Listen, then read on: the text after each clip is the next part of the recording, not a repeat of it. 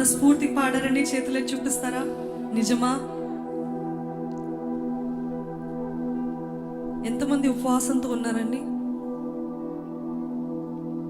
ఓపిక లేదా? శక్తి లేదా? ఎంతమందికి ఓపిక లేదా? చేతులు చూపిస్తారా? ఏం పర్వాలేదండి, మనస్ఫూర్తిగా చెప్పండి, ఒప్పుకోండి. దేవుని సన్నిధిలో దేవుడు ఎందుకు ఉపవాసం ఉంటున్నావు అని అడుగుతారా? అడిగారు కదా. ఈరోజు యెషయా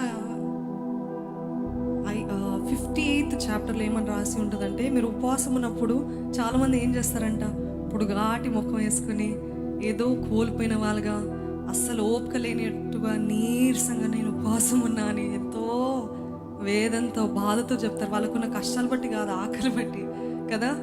ఈరోజు అట్లాంటి స్థితిలో కాక నిజంగా మనస్ఫూర్తిగా ఆయన సన్నిధికి వస్తే ఆత్మీయ ఆహారం ఉంటే ఏముంటుందంటే, మన శరీరానికి ఆహారం లేకపోయినా ఆత్మీయ ఆహారం బట్టి మనం ఎంతగానో బలం పుంజుకుంటే. ఎంతమందికి అటువంటి అనుభవం ఉంది? చేతులెత్తి హల్లెలూయా చెప్తారండి. ఆత్మీయ ఆహారం ఉంటే ఆటోమేటిక్గా శరీరంకి కూడా బలము అనుగ్రహించబడుతుంది. ఎందుకంటే మన శరీరము కూడా ఆయన వశంలో ఉన్నప్పుడు, అంటే ఆత్మ, when the spirit is in control, the spirit will lead us. ఎన్నోసార్లు మాకు ఎన్నో అనుభవాలు ఎలాగంటే, ఇక్కడ పుల్పిట్టు దగ్గరకు వచ్చేంత వరకు నీరసము, బలహీనము, చాతకాని తనము, అస్సలు బలము లేదు అన్న పరిస్థితిలో ఇక్కడ ఆయన ఆత్మ ఉన్నప్పుడు, ఆయన ఆత్మ స్వాధీనంలో ఉన్నప్పుడు ఎక్కడ లేని బలం, ఎక్కడ లేని శక్తి, ఆయన మహిమ, ఆయన ప్రభావంతో నింపబడతాము. ఎందుకంటే ఆయన ఆత్మ ఆధీనంలో. మళ్ళీ దిగి వెళ్ళగానే మళ్ళీ నీరసము మనలో నుండి ఆ ప్రభావం పోతూ ఉంటుంది కదా. కానీ దేవుని సన్నిధిలో వచ్చిన మనమందరము మనస్ఫూర్తిగా, అందుకే అంటాడు, ఆత్మతో సత్యముతో ఎక్కడైతే ఆరాధిస్తారో అక్కడ దేవుడు ఉంటాడు. The lord is spirit. ఆయన ఆత్మ ఉన్నాడు కాబట్టి ఆత్మతో సత్యముతో ఆరాధిద్దాం. ఏదో ఒకసారి మీరు పాడతారా? వ్యాధులను తొలగించినావు, మృతులను మరి లేపినావు అనే వచనాన్ని ఈరోజు ఎవరైనా మీ కుటుంబంలో కానీ, మీకు తెలిసిన వారు కానీ ఇంకనూ బలహీన పరిస్థితులు, అది it could be emotional sickness, physical sickness, what ever sickness it is, or if you are in the sickness, declare it with your mouth. ఉత్సాహముతో, విశ్వాసముతో ఈ మాటని పలుకుదాం.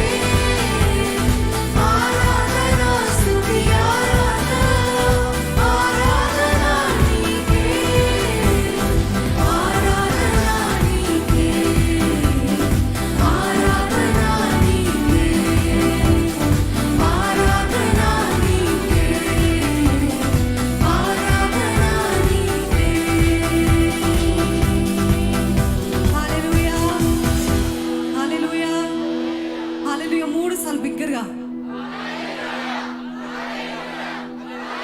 హల్లెలూయా. దేవుని సన్నిధిలో ఉంటే ప్రతి భయము పారిపోతుంది కదండి.